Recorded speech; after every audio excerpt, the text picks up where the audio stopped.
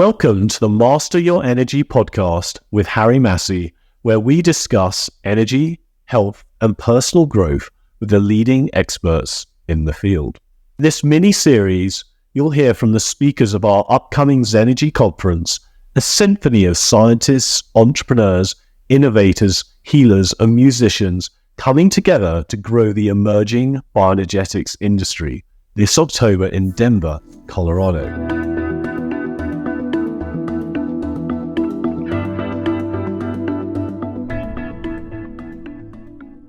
Welcome to today's podcast, where I'm joined here today by Dr. Greg Eckel. Dr. Greg is a dear friend of mine, and actually he lives in Park City, and he also is the owner of the Energy4Life flagship center. So today we're going to take quite a deep dive into all sorts of things, both bioenergetics, but also into brain regeneration, Chinese medicine, some of his own sort of personal story of how he got here. And, we're going to skedaddle all over the lakes today, I think. And all right, so Greg, I think it'd be good just to have a little short version of how you got into both brain regeneration and bioenergetics in general. Indeed. Yeah. So I've been in medical practice for 24 years as a naturopathic physician and Chinese medicine practitioner. I've been into energetics since the 9th grade, really into energetics of botanicals and substances and the magic and mystery of the world. But I really took a deep dive through my own personal story and life, where 6 years ago, my wife Soraya passed of a very rare neurodegenerative condition called Creutzfeldt-Jakob disease. This event in my life, it's near and dear to me. It's really fresh, as well as just this last week was her birthday, and she would have been 49. So at 43 years old, she passed of a rapidly progressing dementia, basically. It's mad cow syndrome in people. And that has forever changed my trajectory, Harry. It ripped me open as a human being and reinstated my faith in unity consciousness. I thought, this is pretty cruel world, having this experience with, at that time, this woman found her way into a chamber of my heart that I didn't even know existed or could exist in this plane of existence. And to have that loss and the grief and navigating that process with her, our children, our medical practices, and come through whole with a wide open heart and a deep, profound understanding of reality. I thought, this is a pretty cruel story. We must have written this before we got here. And it's given me the ability to speak into the heart of the matter. We don't know how long we have on the planet. It's given me even a deeper appreciation of the preciousness of life, the miracle of life, and that presence of what we're bringing forth with bioenergetics and frequency medicine with our patients, with each other. I love playing in the hills in the mountains of the Wasatch Range with you and dear community, and building a movement with the Energy4Life community and Energy4Life centers, and really coming from that richness of personal experience and profound loss, but also what came out of that was this deep sense of purpose, mission. I did not want my suffering to be for naught. I went through a deep dive in brain regeneration, which really brought me to your work and frequency medicine and bioenergetics, and to be able to share that with people in a down-to-earth manner, coupled with Chinese medicine, naturopathic medicine, and the bioenergetics, kind of that special sauce put together. I'd like to explore that theme you said about the universe, there always being a reason behind things, and it's something that we said, well, in fact, I'll relay a bit of my story. It's just I was basically sort of betrayed, outed when I was 21 before I was ready to my whole family. And then, later in life, I sort of got put in a position where like I might be doing the same thing, which I'm not going to do the same thing, but it was interesting. So I was put in that same position. I didn't do the same thing, but I remember you saying like when you were a kid, your dad left your wife, and then like you sort of really resented your father, and then I think when you were late 30s, I think late 30s, you were like put in the same position as well. Like, don't you find it's so fascinating how the universe will present you? Bring these stories full circle, right? Yeah, so when I was 10, my parents split up, and as a 10-year-old, I was kind of put into the position of the man of the household, and I swore I would never do that to my family. And full circle forward, when I met Soraya, I was faced with this choice of, wow, do I betray my heart, my emperor? And I've been one to always follow my heart. And so I had to come up with a new story of really rewriting it. It brought a lot of healing and kind of complete closure with my dad, and it gave me a lot better understanding for him and what he may have been faced with, and a lot less judgmental, honestly. Well, I had exactly the same thing, that it was basically about learning to have compassion, empathy, and knowing why that happened, and that it was nobody else's fault. And then you sort of end up healing your younger self in the process. So it's indeed, yeah. And it's when you get into this work on all of the levels, I mean, you're giving me kind of chills as we bring it up and discuss it, is it's profound on so many levels, right? We want to pretend that we have certainty in the world and we know what actually is happening, but there are so many levels. I always come back to this concept of infinity, and just it's a concept that I will come back to of this story has been going on forever. Whether it's my story, your story, our listeners' stories, but the facets of being a human being in time and space, when you get out of the time-space continuum and more into this energetic world of quantum understanding of reality, it really is a forever forward, forever backward scenario. And if we can free ourselves from our judgments of what we think the reality is and get into our hearts. I mean, this is what I do on a daily basis now with our patients, with my staff, with myself, and our conversations of how do we come back and reside in our hearts. The Chinese had this, they talked about medicine. There was no word for mind-body medicine. It was all heart-centered, the emperor or the empress. And why I love this moniker that we've employed in the centers of cutting-edge therapeutics through an ancient lens is, this is not a new concept talking about longevity or immortality or health and healing. It is a heart-centered basis, and coming back and really reflecting for people to get into your heart, asking your higher self, what is it that you came here to do? It really is always reflected to us if we can tune in and ask the right questions. Well, let's carry on with the thread of Chinese medicines. Bioenergetics is the study of energy in living systems, but Chinese medicine, I think the classic of the Yellow Emperor, yeah. That's the Yellow Emperor. So I think that was written 5,000 years ago. And Chinese medicine it's basically this fusion between sort of nutrition, herbs, and energy medicine. But I think it'd be great for people to just know some of the history and how the Chinese system is an energetic system. It's sort of like the basis that everything else has come off since. It really comes out of these ancient symbols that have actually been even portrayed today. So, there's the one thing splits into the two. So we've all seen that yin-yang symbol with the teardrop of white going up, teardrop of black going down, and the black and the white dot of the yin-yang. That was actually a very creation-oriented symbol. That is the Taoist creation from the yin and the yang, of the two the two energies, the passive and the active, of what all of creation, the 10,000 things, get created out of. What I remember,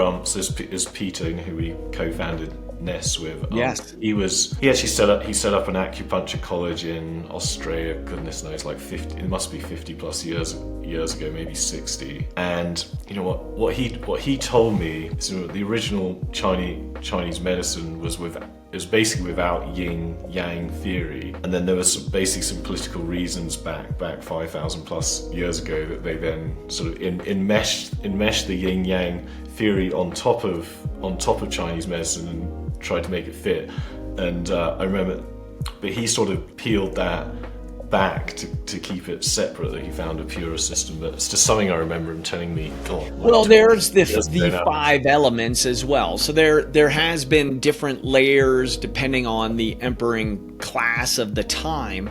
However, that symbol is actually, it is separate than Chinese medicine, but it is also enmeshed in the system. So there's the 5 elements that you can put that lens on, which is more of the elements following nature, looking at the Tao or the way of things.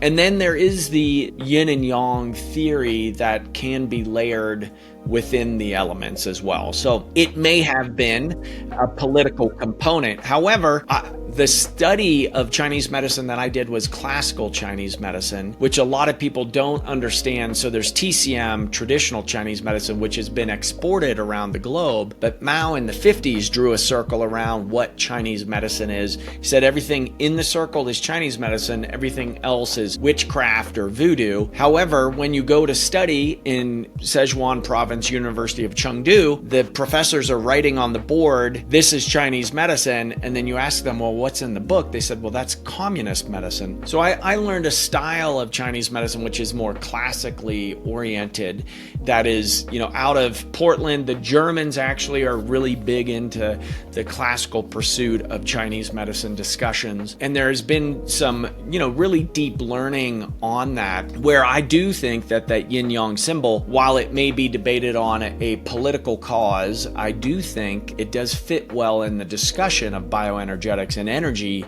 systems of the body. When you look at substances in relationship to each other, of the 2 largest symbols that we have are the sun and the moon. So for an active daylight is the sun, that's more yang. And it is yang, it's not yang. So for people out there, that if you just pronounce it properly. I'm sure I would pronounce it wrong. And then there's yin, which is the moon. It's nighttime, it's passive, it's reflective. And so those energies in the body actually do play out really well when you look at health and promoting vitality in people. Got you. With 5 element theory, yes. Could you give some practical examples for how someone could apply that in their life? Yeah, so right now we're talking in the season of the liver, the spring. The liver is green, and it's when the daffodils are budding, the new growth on the trees come up, and you look at environmentally what happens in our environment. So there's this concept of the macrocosm and the microcosm. So what's happening in our environment is happening in our bodies. Our bodies are part of the environment. We tend to try to walk around in the gray matter of our brains, not attached even to our bodies or environment. So environment has an influence on our health. So when you look at the elements, if we start in the spring in the liver doesn't like to be constrained. That's a tightness that happens in the liver. When you're stressed, overwhelmed, angry, the liver chi gets constrained. It will overact on your spleen and stomach and digestive tract, which is the spleen and stomach is earth element. Out of the earth element, the compression of the earth creates metal, which is the lung. The lungs represented by metal. Then we get into water in the kidneys, which is deep earth element. So there's the mountain, which is earth, that's spleen and stomach. The lung captured in there, which is the fall, that's metal. And then you go into winter, which is the kidney, and that's a water element. And then we have the rebirthing back out into spring. So out of winter, we come into spring back to the liver. So those 5 elements will generate each other energetically. And then you can draw a star in between where the different elements then will overact on each other. So again, that's pretty complicated right out of the gate. So I don't know if you have some clarifying questions there. Well, I've got a clarifying answer because see, like the new wearable that's coming out.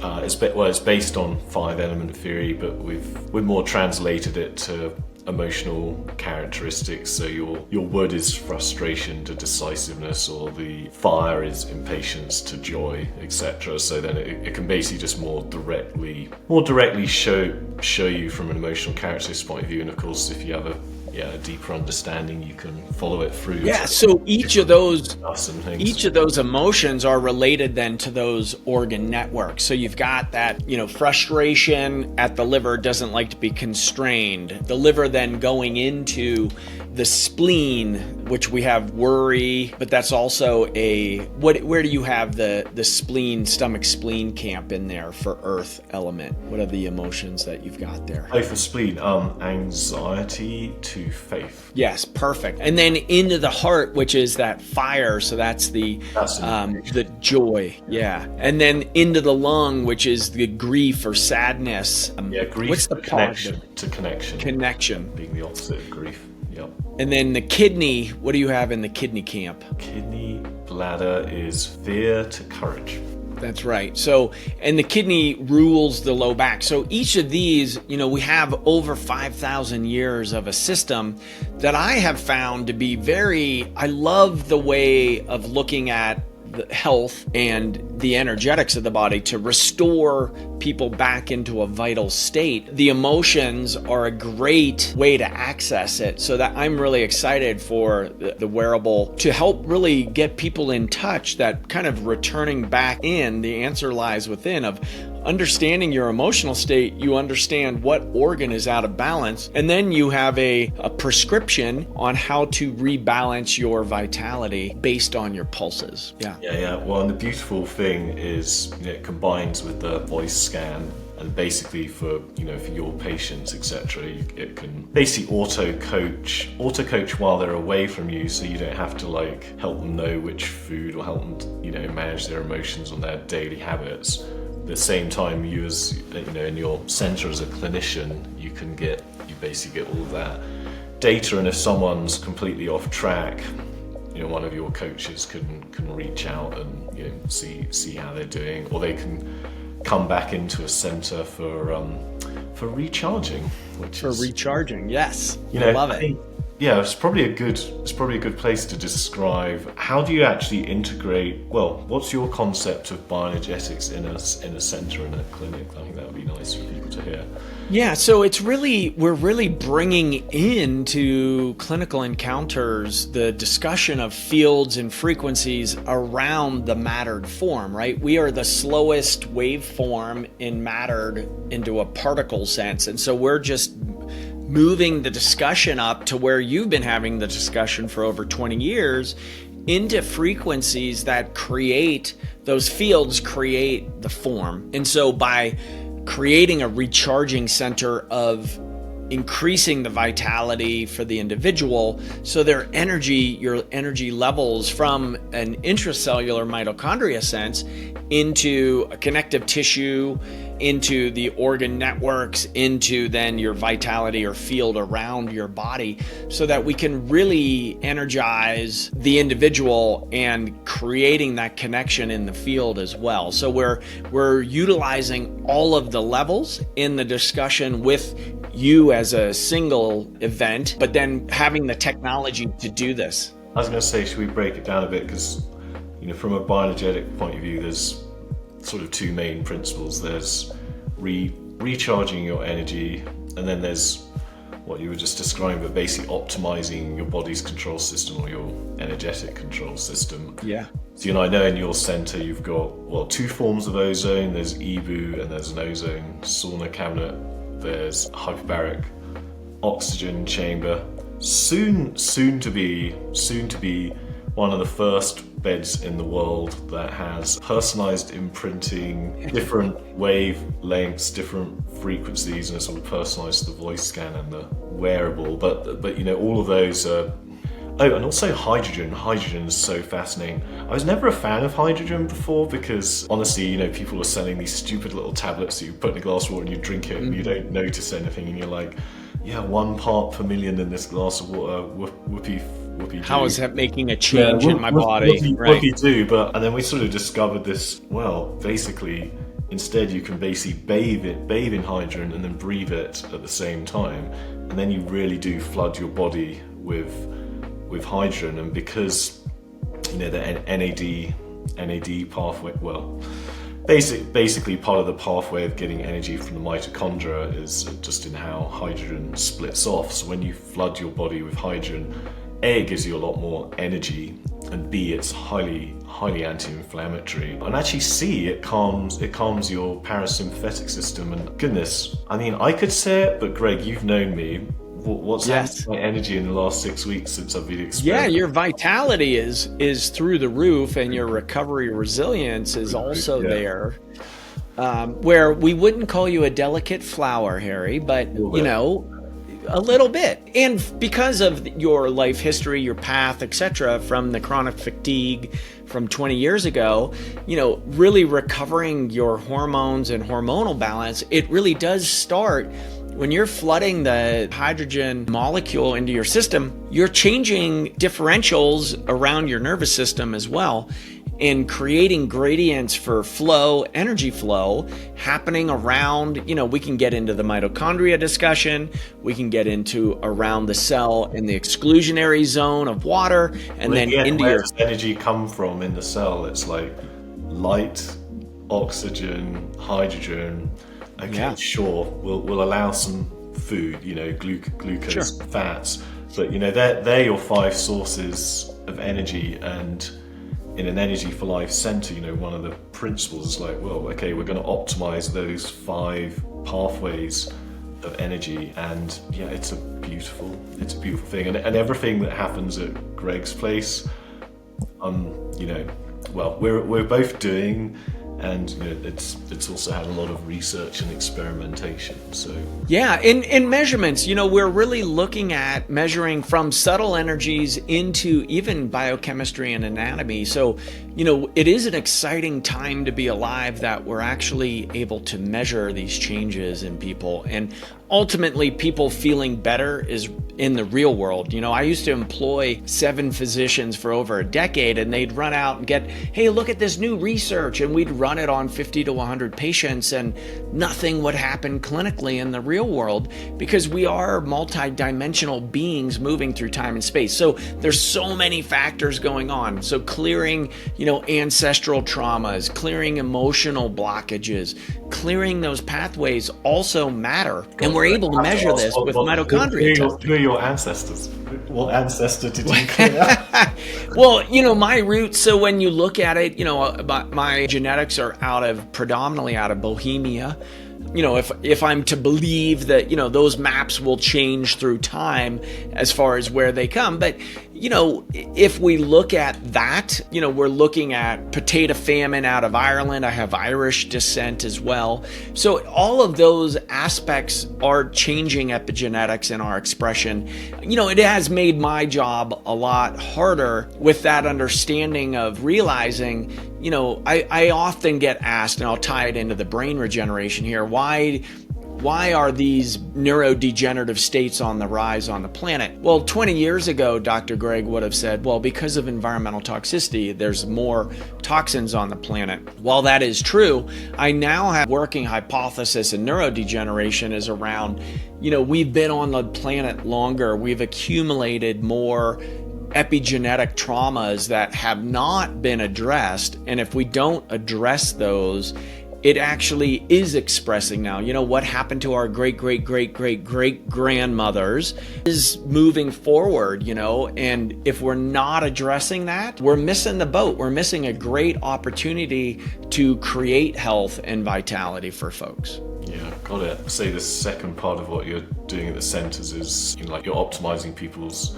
control system, obviously from many different aspects. Yeah, maybe we should describe some of that. Well, we actually do incorporate the voice scan as a holographic representation of the microcosm and macrocosm and the biofields around the body. We do take pulses that corroborate with the voice scan. We don't need to do the Chinese medicine pulses anymore because of the accuracy of the scan. And the wearable will also be coming in with another data piece for the bioenergetic read of the biofield. We do functional medicine testing as well, so we're utilizing multiple lenses. We do general blood chemistries as well. And the latest and greatest is on digital twinning. We're using a lot of metabolites and laboratory testing where they can take a drop of your blood and put it on a muscle cell in the lab and run substances on there to see, well, what will happen for you as an individual. So we're really creating the precision medicine moment, what I call the Buckminster Fuller moment of creating the new system where the old system becomes irrelevant. And actually publishing some amazing case studies and series on quote unquote uncurable conditions such as Parkinson's disease, where people have no evidence of their disease process anymore. I'm not saying I'm curing that by any means. Why don't you describe perhaps the latest one for people or Yeah, so a current patient, Holly out of Austin, Texas, she was diagnosed for 10 years with Parkinson's disease. And, pretty significant symptoms, tremor, the stiffness, the stutter step gait of Parkinson's. On the medications, getting worse. Engaged with us, we did a foundational testing, uncovered the stones, made sure her foundation was proper, invited her out to our flagship Bioenergetics Center here in Park City. We ran our brain regeneration camp, and she went back to her neurologist. The neurologist sees Holly and says, "Oh my gosh, Holly, I think I misdiagnosed you 10 years ago," because she has no evidence of the disease anymore. And the component... She'd been with you 10 years? No, she had the diagnosis for 10 years. Right. I had known her for about 6 to 8 months in our process. And in that amount of time, she no longer had symptoms of the disease.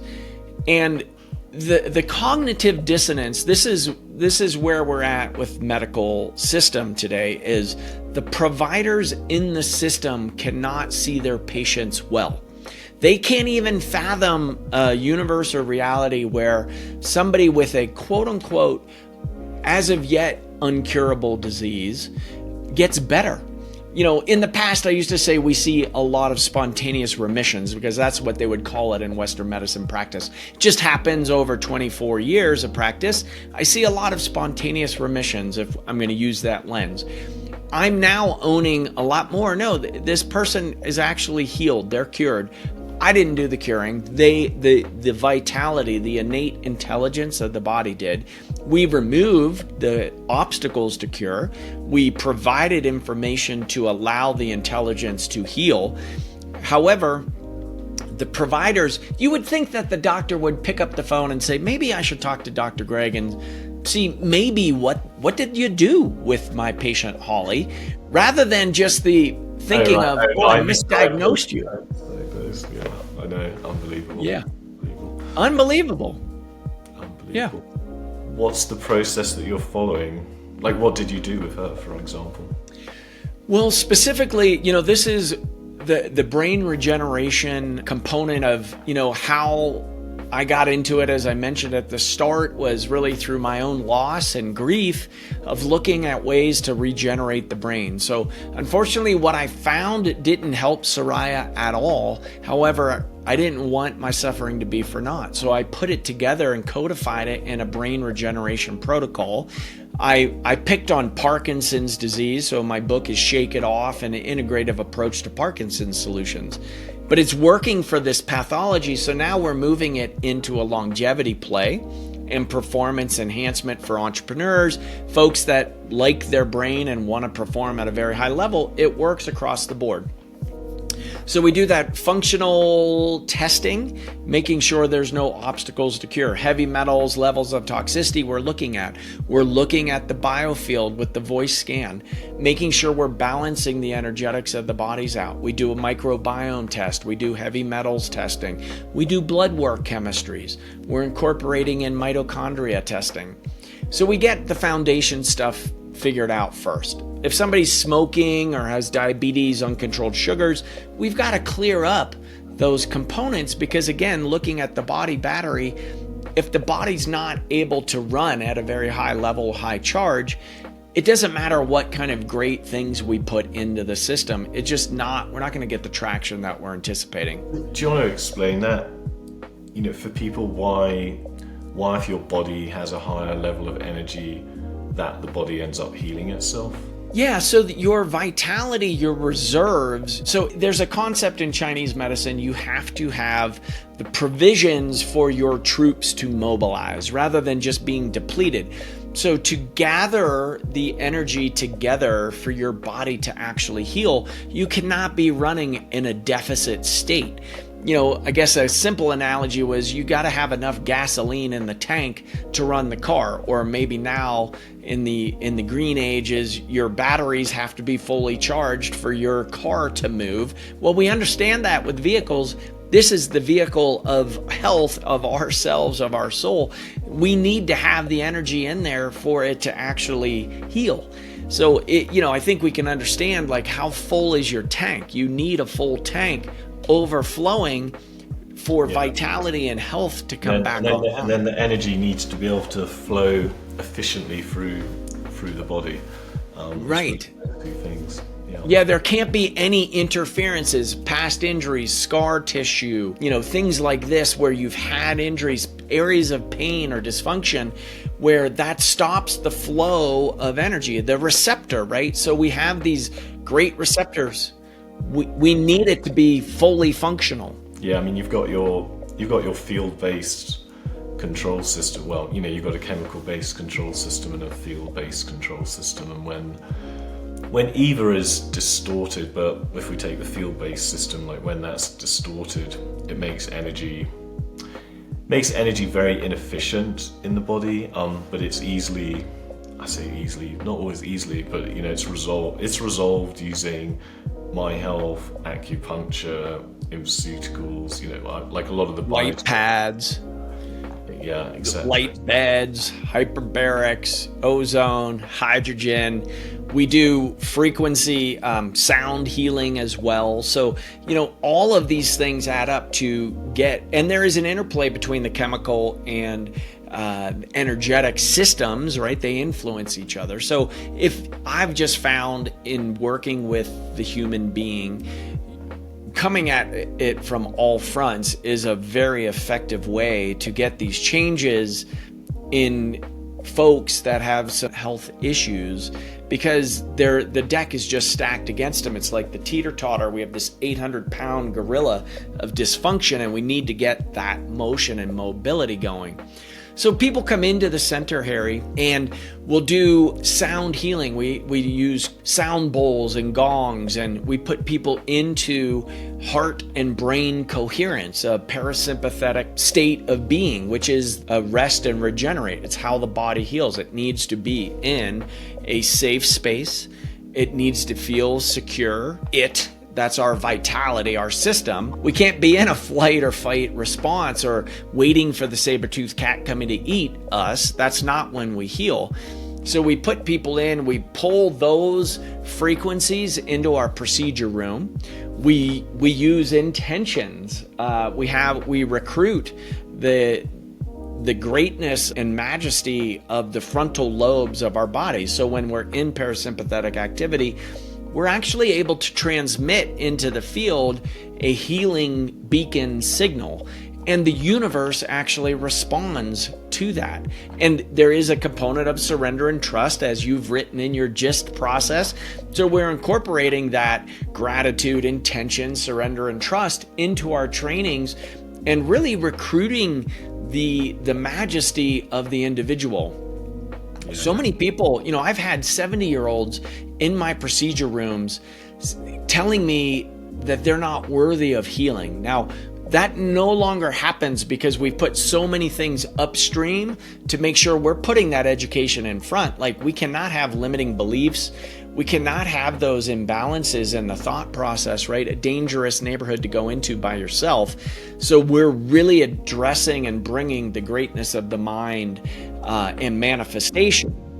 I mean, unpacking your limiting beliefs is that's not an overnight process. I mean, I've been doing it 28 years at this point. So that's right. I'm just curious, like, how do you get a patient to unpack that in such So we're doing, one of the things that I've realized is just coming in for a magic bullet, those don't exist. This is a lifestyle component. We need to surround ourselves with community and others that are investing in themselves. My explicit message now is I want to help people get into heart and brain coherence, dropping into their heart space, creating the more beautiful world our hearts know and desire. So why? Because that's why I came to Planet. That was the event that I had with Soraya that ripped me open as a human being to speak into this. Like, we don't know how long we're on the planet.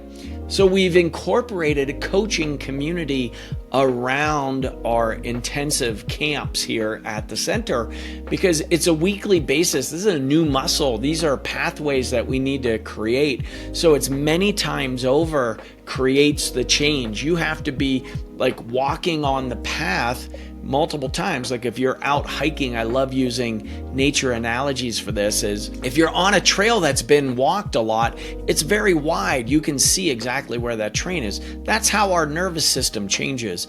So otherwise you're just out on the game trail or you're bushwhacking your own, but then you're making it up. But it's much easier many times over. So there's coaching involved. There's community, others in your community. You and I, Harry, are in a group of longevity pioneers where, one of the criterion which I thought, this is actually a very good lens to put on is I'm not going to hang out with people that aren't going to think that they're going to live beyond 100 years old, because it's just it's a different mindset, right? That's a very different mindset. Yeah. I mean, just for the audience, me and Greg are we're in a group called Da Vinci, and there's a lot of members as well. You've got Dan Sullivan, who right now actually has the world record in, what's that test? True DNA. True age, yeah. So the methylated DNA. I think he's reversed his age 10 years or something. He is 80, so it's maybe slightly different. You've got Dave Asprey now, who's reversing his age. There's quite a few of us who are very committed to age reversal. Me and Greg we've reversed our ages probably 3-4 years at this point in the last. I'm 14 years for me. But I actually don't know. We got to get your test, Gary. Well, no, I measured it. I actually measured it last week. I just haven't got the result back. Got it. So let's say the difference of, it's a mindset thing. It's like, if I go back to when I was sick, way back, probably 3-4 years in, the thought process is getting rid of the sickness. But that actually didn't work for me. And I think in year 6-7, I had the insight of what would it be like to be super healthy and be rock climbing and living my life again? So that was a mindset away out of curing a disease to just being healthy. And that obviously got Ness going and got us out of that situation. But then let's say there's another level, because there's this inherent belief system that we all slowly get older and sicker until we drop dead. That's what we all think. And we've met all the scientists, all the experts from Harvard, Stanford, this, that, and really really there doesn't really seem to be an inherent an inherent limitation, and there are a bunch of people who are absolutely reversing age, including us too, and it's literally a decision. It's like, okay, so you pick, okay, well, I'm gonna live to 150 or whatever you want, really. I mean, the point is you can just keep going, and there's so many things you can do to do that. So that's a path that we're so we incorporate that as a massive piece of the envisioning of having a greater future to live for, rather than this, like, I'm gonna go down by the river, twiddle my thumbs, and then I'll retire and this and that. Exactly. And that program, so there's a piece of, we're reprogramming ourselves, because there has been a program inserted into us to say, what's your age you're going for, Greg?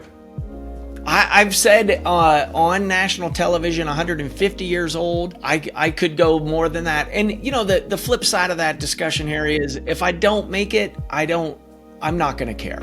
Right. So, but by making that declaration, 120. So my minimum is 120.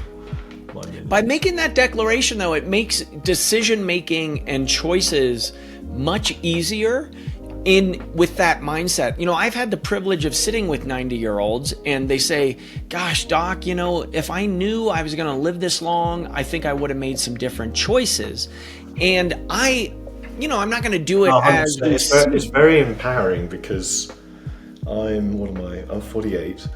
Let's say, forget the terminal age, but let's say I'm healthy, productive in society at 100. That means I've barely started in my career, right? That means this whole bioenergetic journey, and our declared mission is to see bioenergetics as equal or greater in society than the chemistry approach is today. Well, 50 years gives us some leg room. It's like, you can get research non-profits going, you can get events going, you can get what's needed for like, you can build a whole ecosystem. We can build research programs in different universities, but like, it's very overwhelming thought, because most people are, in normal world, you sort of run out of energy at 65 and you're into retirement. Well, 10, 15 years is not a very long period to get all that done, but 50 years is fine. So. Indeed. And it's a funner, it's a funner game. Is that a word? Funner? We can have more fun doing it, And so that component of the headspace, and that's a piece of what we put in our program. We use laser lights. We do activated and guided V-cell procedures, very small embryonic-like stem cells. I've used exosomes.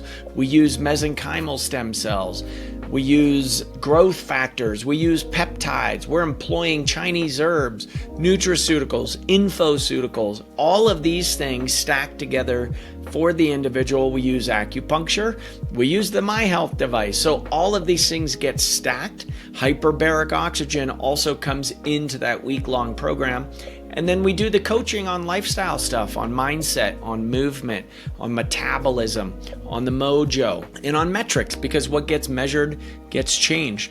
And so that process of regenerating, we can actually age backwards. I'm 54 this year, and my cells are telling me I'm 38. And they keep going down.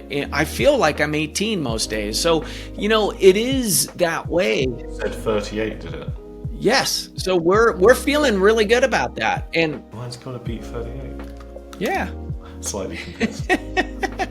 It's a healthy competition. We can support each other in the age reversal. And we do it with joy in our hearts. Like I'm definitely promoting more fun, more play, more of the relaxed ease and flow state to do this together, because ultimately we want to age well together, and we want more love in this reality. And that's my motivation of what gets me up. It's like every day, like I'm giddy with excitement of like what's going to be unveiled today, because we are living at an amazing time. It's a miracle to even be born, and then Like here we are communicating through this green dot with you all in your living rooms or in your car, where maybe you're out on a run listening to our conversation. This is exciting. It's exhilarating and enthralling. So we're, I just want it to be contagious, basically, Harry. Perfect. So when if someone wants to come to your center, say hello to you and me in Park City, where do they go? I guess I know the answer, but I'll let you tell them. Yes, it's energy4lifecenters.com. So it's energy, the number 4, life, centers with an S.com. And that's where we're at. We are putting out there, you can get a voice scan as well from us. If you haven't explored this, bioenergetics before, it's a really interesting discussion, a facet of the diamond of you, and really get into the conversation with us. We're out here to support and educate, really inspire. Perfect. Well, thank you very much, Greg. It's been wonderful, and just go check Greg out. Thank you, Harry. If you enjoyed this episode and any of the other episodes in this Zenergy series, remember, you can hear from all of the speakers in these episodes live at Zenergy in Denver, October 3rd to the 5th. All you have to do is purchase your ticket at Zenergy2024.com. I really look forward to meeting you in person.